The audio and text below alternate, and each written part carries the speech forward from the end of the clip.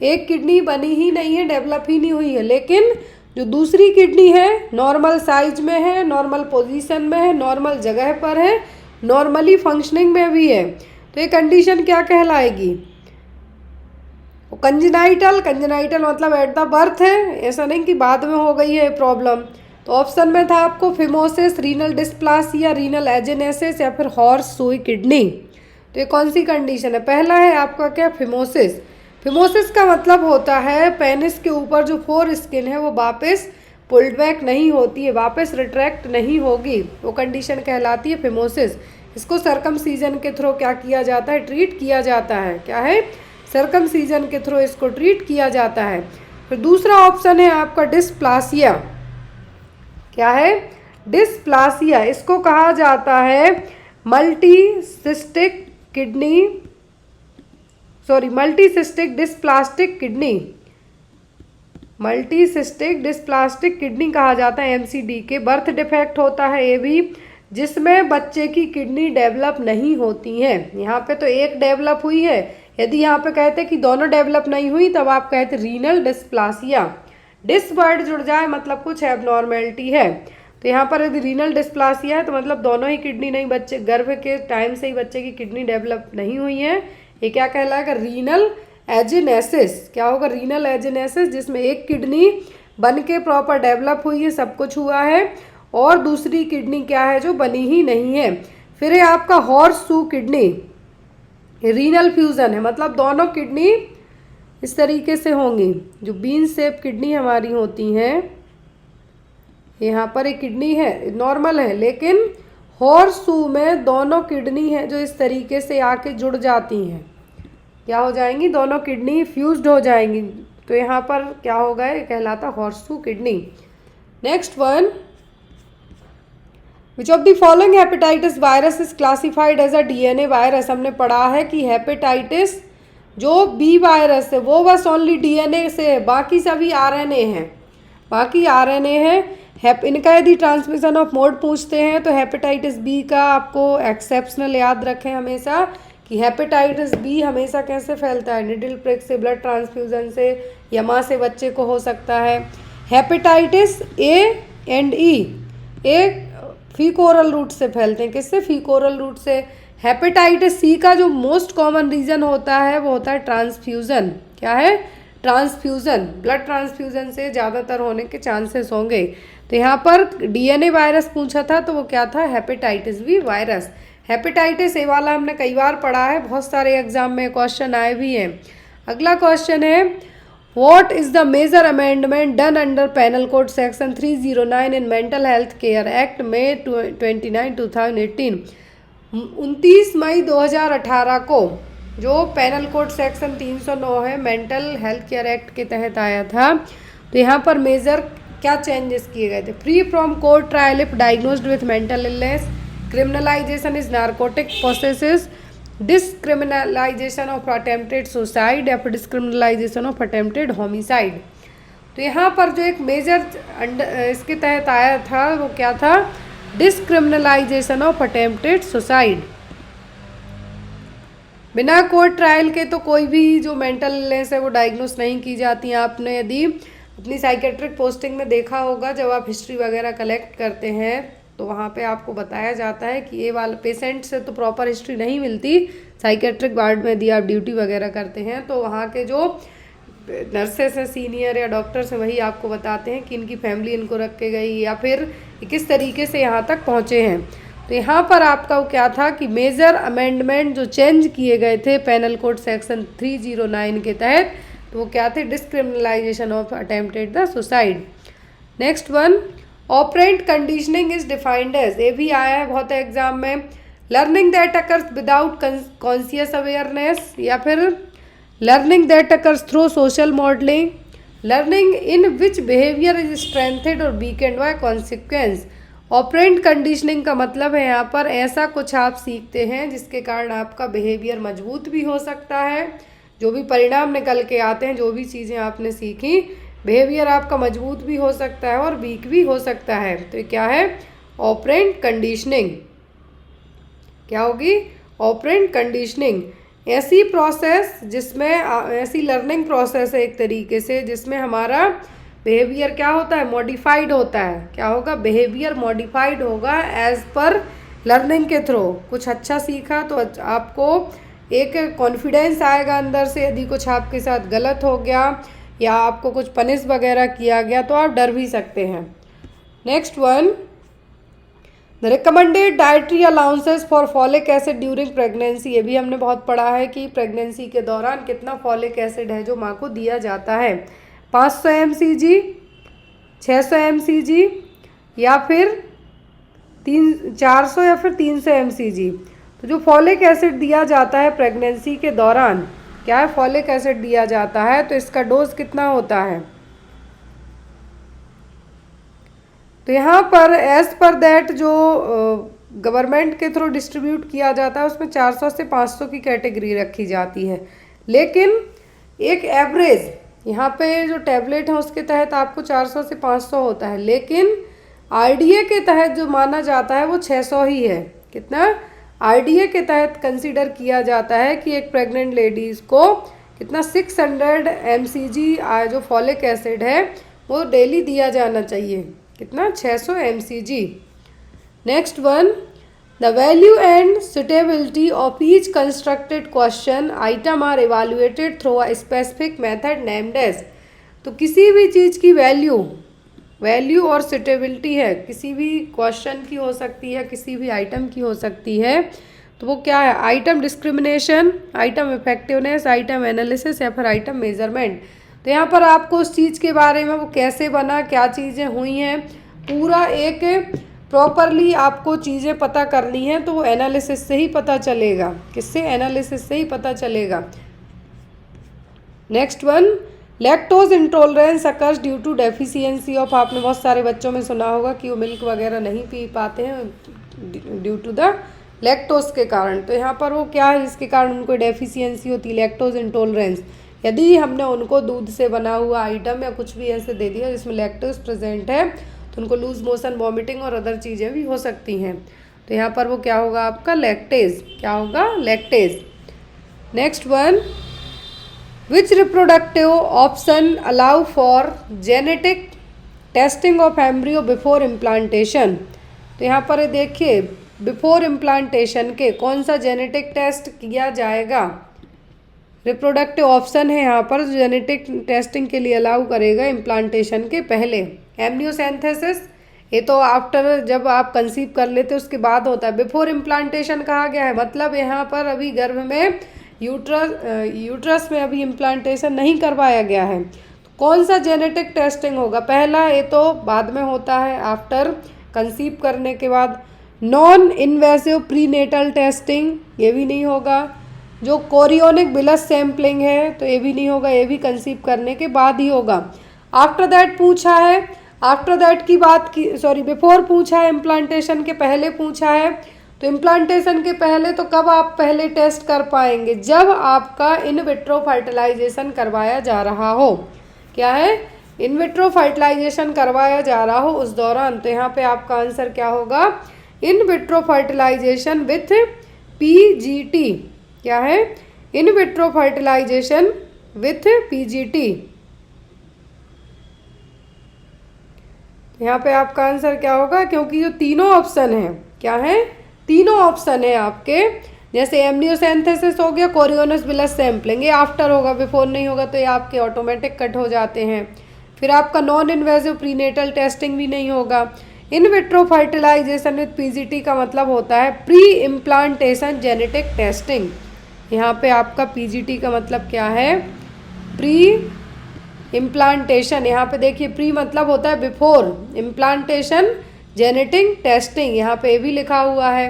तो यहाँ पे आपका आंसर क्या होगा, ऑप्शन नंबर 4। नेक्स्ट था, streptococcus pneumoniae as a which type of bacteria. तो स्ट्रेप्टोकोकस निमोनिया किस तरीके का बैक्टीरिया है, ये है ग्राम पॉजिटिव कोकाई। क्या है, ग्राम पॉजिटिव कोकाई, ये बैसिलाई नहीं है, क्या है, कोकाई है।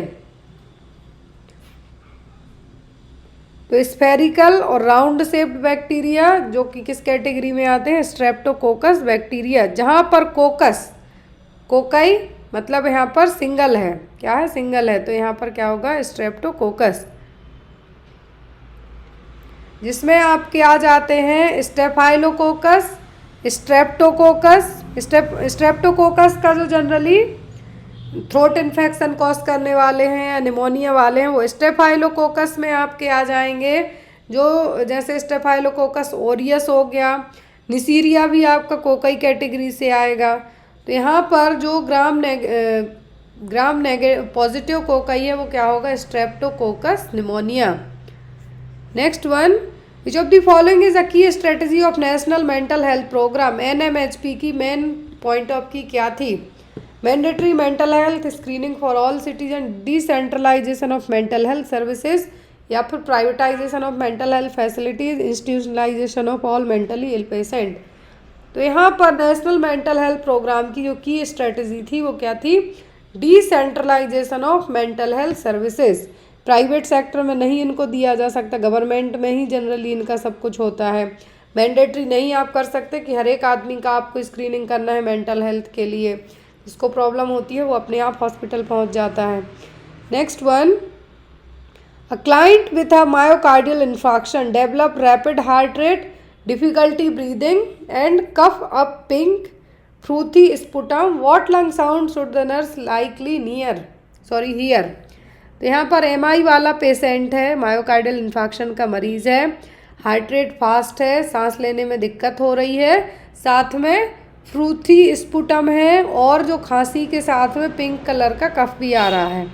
तो लंग साउंड क्या सुनाई देगा, रोनकाई, क्रैकल्स, क्वाइट ब्रीथ साउंड या फिर स्ट्राइडर। तो यहाँ पर लंग साउंड सुनाई देगा, वो कैसा होगा, वो होगा क्रैकल्स। क्या होगा, क्रैकल्स। क्रैकल्स साउंड क्या है यहाँ पर, एक तरीके से हम इसको ये कह सकते हैं रेल्स। यहाँ पर इसका दूसरा नाम क्या होता है, rails.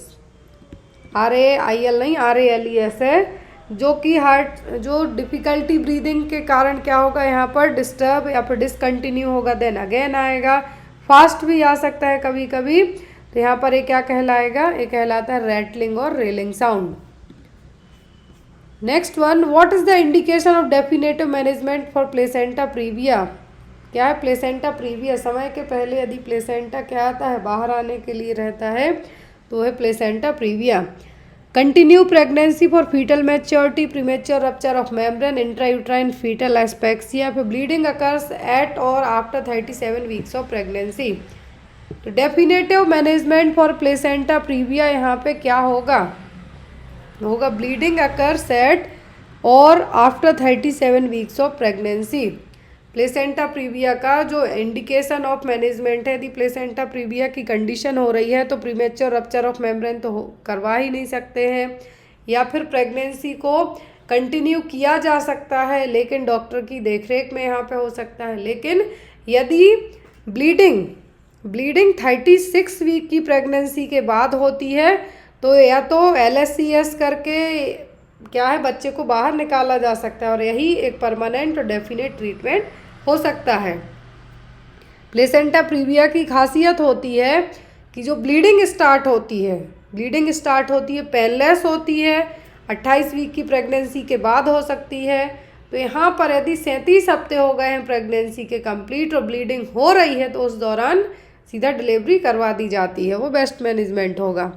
Next one, which of the following is a normal finding during puerperium. तो नॉर्मल फाइंडिंग क्या होगी परपीरियम की, foul smelling lochia, persistent fever above 38, mild transient urinary retention या फिर सीवियरली पेनफुल यूरिनेशन। अब देखिए जो ऑप्शन दिए गए हैं कितने अच्छे हैं, नॉर्मल चीज़ें पूछी हैं परपीरियम पीरियड में। प्लेसेंटल डिलीवरी के बाद से लेके जो 6 हफ्ते तक का पीरियड होता है वो कहलाता है puerperium period. Foul smelling lochia ये नॉर्मल नहीं है, ये किसी इन्फेक्शन की तरफ इशारा कर सकता है। 38 से ज़्यादा जा रहा मतलब इन्फेक्शन हुआ है और ये फीवर की कंडीशन है। पेनफुल यूरिनेशन नहीं होता है, ये भी UTI हो सकता है या कुछ और अदर कंडीशन हो सकती हैं। तो यदि माइल्ड ट्रांजिएंट यूरिनरी रिटेंशन हो रहा है तो ये कॉमन है, ये क्या है, कॉमन चीज़ है, क्योंकि डिलीवरी होने के बाद ड्यूरिंग द प्रेगनेंसी आपके ब्लैडर पर प्रेशर बहुत पड़ता है तो यूरिन लीक हो सकती है, लेकिन जब डिलीवरी हो गई है उसके बाद ब्लैडर को इवन पूरे जो ऑर्गन हैं, स्पेशली रिप्रोडक्टिव ऑर्गन, उनके साथ साथ जो और अदर ऑर्गन है उनको भी वापस रिवर्ट बैक होने में टाइम लगता है। तो ये चीज़ क्या हो सकती है, नॉर्मल हो सकती है। लेकिन यदि लोचिया जो कि आफ्टर डिलीवरी के बाद जो ब्लीडिंग होती है वो क्या कहलाती है, लोचिया कहलाती है, जो कि 10 से 15 दिन तक चलती है, किसी किसी में 3 वीक्स तक। तो यहाँ पर एक कॉमन नहीं है, यदि स्मेल आ रही है तो लोचिया से जो ब्लीडिंग हो रही है आफ्टर डिलीवरी के बाद, या फिर 38 डिग्री सेल्सियस से ज़्यादा टेम्परेचर जा रहा है, फीवर की तरफ इशारा करता है, इन्फेक्शन हो सकता है। Next one is when a patient arrives to the hospital for routine admission the nurse must first do the following। यदि कोई पेशेंट अपने रूटीन एग्जामिनेशन के लिए रूटीन एडमिशन के लिए हॉस्पिटल आता है तो एज ए नर्स आपको क्या करना है, tell the routine and policies of the hospital, inform doctor about the patient arrival, obtain blood for laboratory या फिर कंप्लीट द एडमिशन प्रोसीजर। तो एज अ नर्स है जो आपका पहला काम होगा कि जो एडमिशन प्रोसीजर है उसको क्या करना है, कंप्लीट करवाना है। आफ्टर दैट आपको वहाँ की पॉलिसी, डॉक्टर, ये सभी चीज़ें करना है। ब्लड के लिए तो आप डायरेक्ट कैसे बोलेंगे, तो डॉक्टर का काम होगा कि वो आपको आपके पेशेंट को चीज़ें बताएगा कि ये ब्लड टेस्ट आपके होना है। तो हॉस्पिटल में जब भी पेशेंट रूटीन एडमिशन के लिए आता है तो एज अ नर्स आपका फर्स्ट ड्यूटी होती है एडमिशन प्रोसीजर को फॉलो करवाना। Most common presenting symptom of renal cell carcinoma. Renal cell carcinoma का सबसे कॉमन सिम्टम क्या है, फीवर, हेमेट्यूरिया, हाइपरटेंशन या फिर फ्लैंक पेन। क्या यहाँ पर सबसे कॉमन है जो हो सकता है रीनल सेल कार्सिनोमा के लिए, क्या है, रीनल सेल कार्सिनोमा का सबसे कॉमन सिम्टम हो सकता है क्या, हेमेट्यूरिया, यूरिन के साथ में ब्लड आना। क्या है, यूरिन के साथ में ब्लड आना। High BP, flank pain, fever नहीं होंगे। Next one, urea breath test is done for identifying infection of the gastric mucosa with which microorganism. ये एक यूरिया ब्रीथ टेस्ट करवाया जाता है। आपको एक डाई है जो इनगल्फ या तो आपको ओरली दी जाएगी और आफ्टर दैट आपको एक कवर दिया जाएगा कि उसमें आप अपनी सांस छोड़िए। देन आपने जो वहाँ पे सांसें छोड़ी हैं उसके बाद जो टेस्टिंग की जाएगी किस माइक्रो ऑर्गेनिज्म के लिए होती है, तो ये होती है एच पाइलोरी के लिए। बहुत ही सिंपल सा क्वेश्चन है। नेक्स्ट क्वेश्चन था आपको, the specialized level of health care services is provided by. ये देखिए, specialized level of health care services मतलब स्पेशल केयर दी जानी है तो स्पेसिफिक केयर किसी टर्सरी हॉस्पिटल में ही अवेलेबल होगी। पीएचसी, सेकेंडरी हेल्थ केयर और सब सेंटर यहाँ पे नहीं होगी। स्पेशलाइज्ड लेवल का मतलब कि कैंसर के लिए पेशेंट हैं तो कैंसर वाले में ही जाएंगे, डायलिसिस होना है तो वहीं पर होगा, या सर्जरी होनी है, कोई गैस्ट्रिक सर्जरी है तो गैस्ट्रिक के लिए अलग होगा, न्यूरो के लिए अलग होगा, तो वो सब टर्सरी हेल्थ केयर में पॉसिबल होगा, ना कि प्राइमरी में, ना सेकेंडरी, ना सब सेंटर में। Clear. Next one, in partograph number of uterine contraction and duration of each contraction is chartered in every which minute. तो पार्टोग्राफ में जो यूट्राइन कॉन्ट्रैक्शन है और ड्यूरेशन है कि जो यूट्राइन कॉन्ट्रैक्शन किस तरीके से आ रहे हैं, कितने देर के बाद वहाँ पे काउंट करके आपको लिखना है, एवरी 45 मिनट, एवरी 30 मिनट, या फिर 15 मिनट या 16 मिनट में। तो पार्टोग्राफ एक क्या है, प्रोग्रेस ऑफ लेबर को असिस्ट करने के लिए एक ग्राफिकल रिप्रेजेंटेशन यूज़ किया जाता है। तो यहाँ पर हर 30 मिनट में, एवरी 30 मिनट में कितने यूट्राइन कॉन्ट्रैक्शन आए हैं, कितने टाइम में आए हैं, उनकी फ्रिक्वेंसी क्या रही है, वो चीज़ें यहाँ पे क्या की जाती हैं, नोट डाउन की जाती हैं। Next one, Which route of exposure present the highest risk for nurses handling chemotherapy drug? यदि एज अ नर्स आप कीमोथेराप्यूटिक ड्रग है जो हैंडल करते हैं तो आपको सबसे ज़्यादा वो रूट कौन सा होगा जिससे आप जो भी मेडिकेशन दी जा रही हैं उनके एक्सपोजर में आ सकते हैं। इंजेक्शन, म्यूकस मेम्ब्रेन कॉन्ट्रैक्ट, या फिर inhalation of aerosols and dermal absorption. तो यदि कीमोथेरेपी ड्रग आप हैंडल करते हैं, एडमिनिस्टर करते हैं अपने पेशेंट के लिए, तो सबसे ज़्यादा हाईएस्ट रिस्क रहेगा किसके थ्रू आपको एक्सपोज होने का, या तो इनहेल ऑफ एरोसोल्स, नाक के थ्रू जो एरोसोल्स उड़ रहे हों ड्रग्स के वो हो सकते हैं, या आपकी स्किन उनको एब्जॉर्ब कर रही है वो हो सकते हैं। Next one, the microbe that can grow at pH below 5 are known as. ऐसे माइक्रोब जो pH वैल्यू 5 के नीचे ग्रो कर रहे हैं वो कौन से कहलाएंगे? एल्कालीफिलिस, मीजोफाइल्स, एसिडोफिल्स या फिर हेलोफिल्स। तो ये माइक्रो ऑर्गेनिज्म कहलाएंगे कौन से? कहलाएंगे acidophiles. Can grow at pH below 5। 5 के नीचे यदि जो माइक्रो ऑर्गेनिज्म क्या हो रहे हैं, ग्रो कर रहे हैं, तो क्या कहलाएंगे यहाँ पर आपके? वो कहलाएंगे एसिडोफाइल्स। नेक्स्ट वन है, the most widely distributed connective tissue in the body. तो हमारे शरीर में सबसे ज़्यादा पाए जाने वाले कनेक्टिव टिश्यू कौन से हैं? एडिपोस, रेटिकुलर, ऑसियस या फिर एरियोलर। कनेक्टिव टिश्यू सबसे ज़्यादा पाए जाते हैं। और अब उन कनेक्टिव टिश्यू का वाइडली डिस्ट्रीब्यूशन क्या है? वाइडली डिस्ट्रीब्यूशन मतलब सबसे ज़्यादा हैं जो, वो कौन से हैं? तो वाइडली डिस्ट्रीब्यूटेड कनेक्टिव टिश्यू हमारी बॉडी में सबसे ज़्यादा कौन से हैं? वो होंगे हमारे एरियोलार। क्या है? एरियोलार टिश्यू, जो कि एक तरीके के लूज कनेक्टिव टिश्यू है, मटेरियल को पैक करने में हेल्प करते हैं। तो यहाँ पे क्या होंगे? Areolar. Next one is the social process of cooperation and accommodation is present in. तो एक सोशल प्रोसेस है कोऑपरेट करने की भी और साथ में रहने की भी, वो कौन सी है? डिसोसिएटिव प्रोसेस, यूनिवर्सल, पर्सनल या फिर एसोसिएटिव प्रोसेस। कौन सी प्रोसेस होगी यहाँ पर? तो ये कहलाती है एसोसिएटिव प्रोसेस, जिसमें कोई भी ग्रुप या फिर इंडिविजुअल एक साथ आके कोऑपरेट करके काम करने की कोशिश करेगा तो वो कहलाता है associative process. Next one is, तो यहाँ पर एसोसिएटिव प्रोसेस में कोऑपरेशन, अकोमोडेशन, एसिमिलेशन, याद रखिए यहाँ पे मैं ऐड कर देती हूँ, या फिर आप चाहें तो लिख सकते हैं कोऑपरेशन, अकोमोडेशन, असिमिलेशन, अकल्चरेशन और सोशल इंटीग्रेशन। ये क्या है? प्रोसेस है। एसोसिएटिव प्रोसेस के साथ साथ यहाँ पे क्या है आपकी? एक सब टाइप है, कोऑपरेट करना, accommodation, assimilation and acculturation. Next था, which indicator best reflect the person centredness of health care delivery. तो यहाँ पर बेस्ट इंडिकेटर क्या होगा कि कोई पर्सन जो केयर कर रहा है सेंटर लेवल की केयर कर रहा है। Number of health care provider, patient involvement in decision making, technology availability या फिर facility operating our.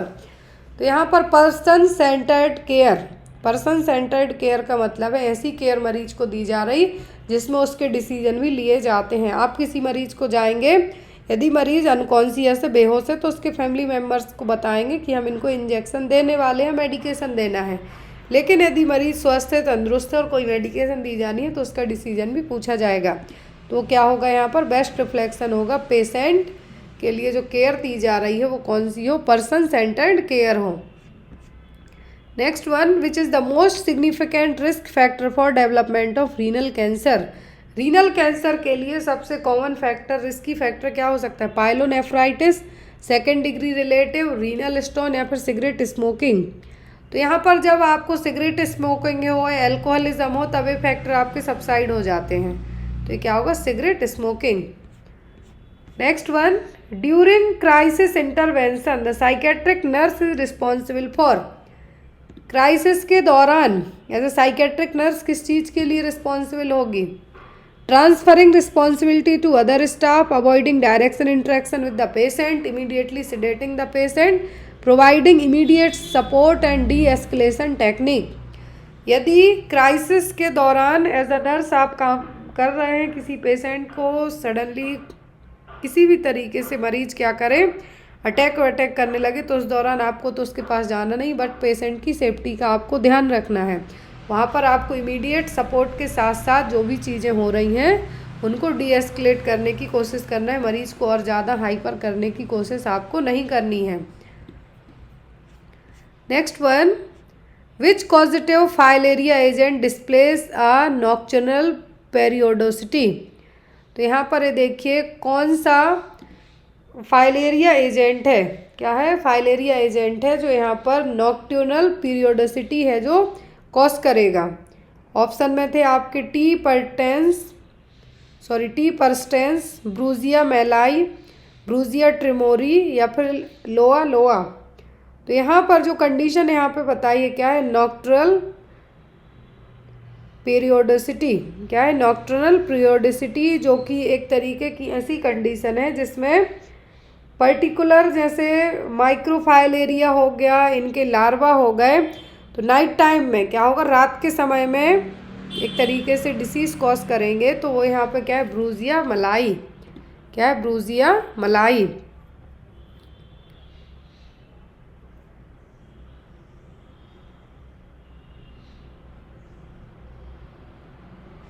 Next one, the innermost layer of the gastrointestinal tract is name as. तो जीआई ट्रैक्ट की जो inner layer है, क्या है? GI tract की जो इनर लेयर है वो कौन सी है? तो वो बनी हुई होती है किसकी? म्यूकोसा की। किसकी? म्यूकोसा की। Next one is which reproductive option should be informed the parent in pediatric genetic counseling session for helping future decision making। तो यहाँ पर कौन सा रिप्रोडक्टरी ऑप्शन है जो पेरेंट हैं, किसी बच्चे के पेरेंट हैं, तो पीडियाट्रिक जेनेटिक काउंसलिंग के लिए वो हेल्प करेंगे फ्यूचर में डिसीजन लेने के लिए? Pre implantation genetic testing, genome sequencing study, chromosome microarray analysis या फिर टारगेटेड मॉलिक्यूलर टेस्टिंग। ये सभी है, लेकिन रिप्रोडक्टिव ऑप्शन की बात की जा रही है तो वो प्री इम्प्लांटेशन जेनेटिक टेस्टिंग। क्या है? Pre implantation genetic testing. ये हमने स्टार्टिंग में भी पढ़ा है, PGT, जो इम्प्लांटेशन के पहले जो एक जेनेटिक टेस्टिंग की जाती है वो, तो IVF के दौरान। तो यहाँ पर वो क्या होगा? Pre implantation genetic testing. Next one, which diagnostic tool is most commonly used to confirm hydrocephalus. Hydrocephalus मतलब CSF का लेवल ज़्यादा हो जाना, या तो वो एक्यूमुलेट हो गया, एब्जॉर्ब नहीं हो पाया एक ही जगह, CSF का लेवल हाई होना, इसके कारण ICP भी बढ़ेगा। इसका कंफर्मेटरी टेस्ट होता है वो होता है CT स्कैनिंग। क्या होगा? CT scanning. EEG इलेक्ट्रोइंसेफेलोग्राम में ब्रेन की एक्टिविटी का पता करेंगे हम, एंजियोग्राफी होगी नहीं ना, MRI ऑफ द स्पाइन। यहाँ पर मेन किससे पता चलेगा? CT स्कैन से। Next one, in which phase of wound healing the wound appears pink and vascular. तो कौन सी फेज में वुंड है जो पिंक होगा और वेस्कुलर होगा? Scar contraction phase, initial phase, granulation phase या फिर मैच्यूरेशन फेज। तो जो फेज हैं क्या है? फेज ऑफ वुंड हीलिंग हमने कई बार पढ़ी हैं। फेज ऑफ वुंड हीलिंग होती हैं haemostasis, inflammation, proliferation and remodelling. तो इनका सीक्वेंस राजस्थान के पेपर में पूछा गया था, लेकिन यहाँ पे वुंड हीलिंग की कौन सी फेज है जिसमें पिंक और वेस्कुलर है जो घाव देखने को मिलेगा? तो होती है ग्रेन्युलेशन फेज। कौन सी phase? Granulation phase. Next one is,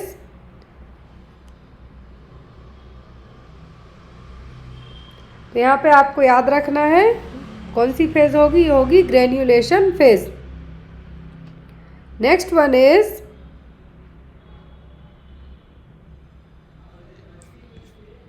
which cell mediator of inflammation stimulates smooth muscle contraction. तो कौन सा सेल मीडिएटर है जो स्मूथ मसल कॉन्ट्रैक्शन के लिए स्टिमुलेट करेगा? हिस्टामिन, प्रोस्टाग्लैंडिन, सीरोटोनिन या फिर ल्यूकोट्राइन्स। यहाँ पर देखिए क्या कहा गया? सेल मीडिएटर ऑफ इन्फ्लामेशन, तो वो होगा सेरोटोनिन। क्या होगा? Serotonin. Next one, what expression should be observed on face while examining mental health of an uncooperative patient. यदि कोई मरीज कोऑपरेट नहीं कर रहा है तो उसका जो कौन सा एक्सप्रेशन आप है जो ऑब्जर्व करेंगे फेस पर? क्राई, प्लेसिड, ड्राउजी या फिर स्माइल। ये आपका साइकेट्रिक का क्वेश्चन है। तो यहाँ पर किस तरीके का फेस है जो आप ऑब्जर्व करेंगे?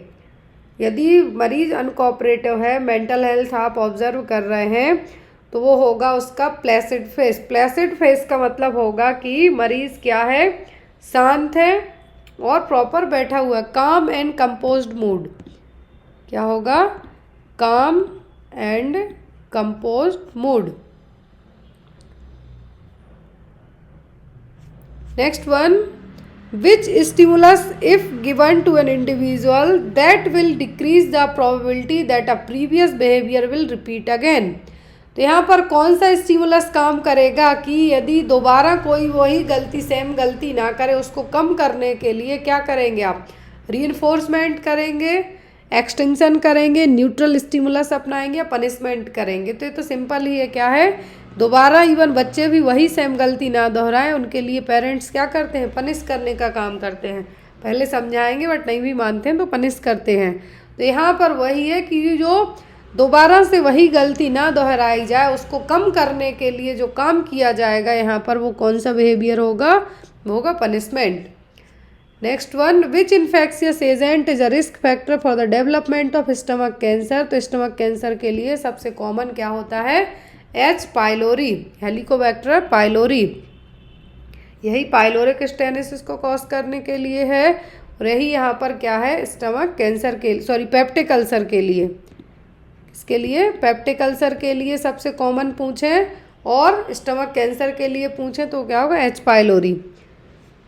Next one, if a mother has gestational diabetes there is a risk of development of fetal. यदि माँ को जेस्टेशनल डायबिटीज़ है, मतलब ड्यूरिंग द प्रेगनेंसी माँ को डायबिटीज़ है, जो टेस्ट होती है और पॉजिटिव आती है, प्रेजेंट निकलती है, तो यहाँ पर जो होने वाला बच्चा है उसमें क्या हो सकता है, स्मॉल जेस्टेशनल बेबी बिल्कुल भी नहीं। डायबिटिक मदर के बच्चे हमेशा बड़े होते हैं, लार्ज साइज होते हैं। Intrauterine growth retardation, intrauterine death या फिर मैक्रोसोमिया, यहाँ पर ये सबसे कॉमन है। यदि माँ डायबिटिक है तो बच्चा मैक्रोसोमिक हो सकता है, मतलब लार्ज साइज बेबी है जो पैदा हो सकता है। Next one, the patient with following disease condition the drug इटोमिडेट is ideally used for general anaesthesia. मरीज को कौन सी कंडीशन होगी, मरीज को कौन सी कंडीशन होगी जिसमें मरीज को एज अ एनेस्थीसिया के तौर पर क्या दिया जा रहा है, इटोमिडेट है जो दिया जा रहा है, क्या है, इटोमिडेट है जो दिया जा रहा है। कौन सी कंडीशन में मरीज को इटोमिडेट दिया जाएगा, तो इटोमिडेट जनरली यूज़ किया जाता है एज, एक तो ये क्या है, एनेस्थीसिया है, क्या है, एनेस्थीसिया है। और यदि कोई शॉर्ट ऑपरेटिव प्रोसीजर होना है या फिर मरीज को कोई ऐसी कंडीशन हो जिसमें मरीज जो high dose of anaesthesia handle नहीं कर पाते हैं, तब तो यहाँ पर वो होगा क्या, कार्डियोवैस्कुलर प्रॉब्लम में। किसमें, कार्डियोवैस्कुलर प्रॉब्लम में।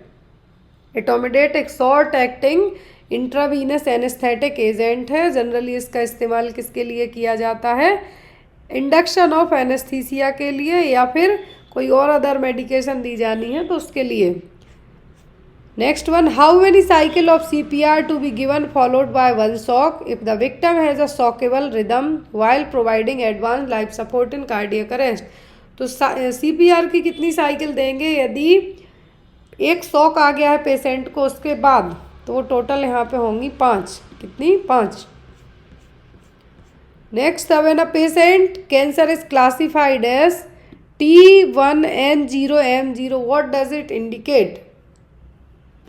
यहाँ पर TNM क्लासिफिकेशन आपने पढ़ा है, तो उस TNM क्लासिफिकेशन के अकॉर्डिंग आपको बताना है कि TNM क्लासिफिकेशन ऑफ कैंसर में पेशेंट के लिए यदि जो यहाँ पे टर्मिनोलॉजी दी गई है T1N0M1, तो इसका मतलब क्या है, पहले में क्या कहा है, large primary tumour with extensive lymph node involvement and metastasis. दूसरे में small primary tumour with extension lymph node and but not development of metastasis, या फिर no primary tumour but positive lymph node and metastasis, और last में small primary tumour with no lymph node involvement and no metastasis.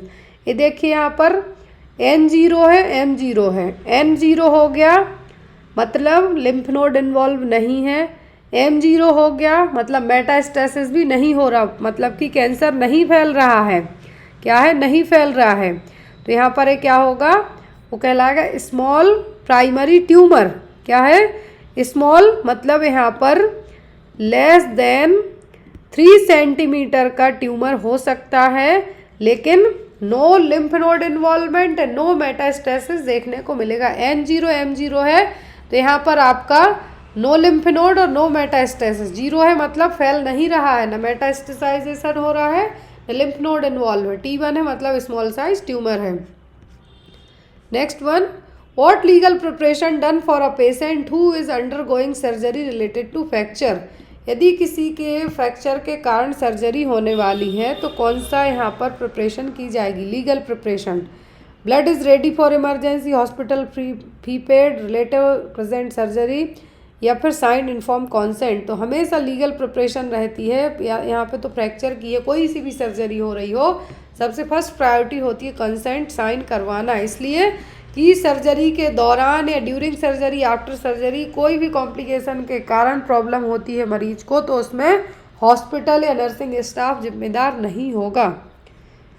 Next one, name the test employed to check the purity of butter through the estimation of volatile fatty acids. कौन सा test किया जाएगा butter की purity को check करने के लिए? Iodine number, saponification number, acid number या रिचर्ड मिशेल नंबर। तो यहाँ पर टेस्ट किया जाएगा बटर की क्वालिटी को, प्योरिटी को चेक करने के लिए, वो होगा Richard Mitchell number. Next one, a concentrated solution of sugar containing the drug to mask the bitter taste of drug is called। तो यहाँ पर देखिए कॉन्सेंट्रेट सॉल्यूशन है शुगर का, जिसमें साथ में ड्रग भी ऐड की गई है, ताकि जो शुगर ऐड की गई है ताकि जो दवाई का टेस्ट है वो थोड़ा अच्छा रहे बिटर टेस्ट के लिए। वो क्या, सस्पेंशन, इमल्सन, मिक्सचर या फिर सिरप। तो ये कहलाती है सिरप। क्या होगा? सिरप।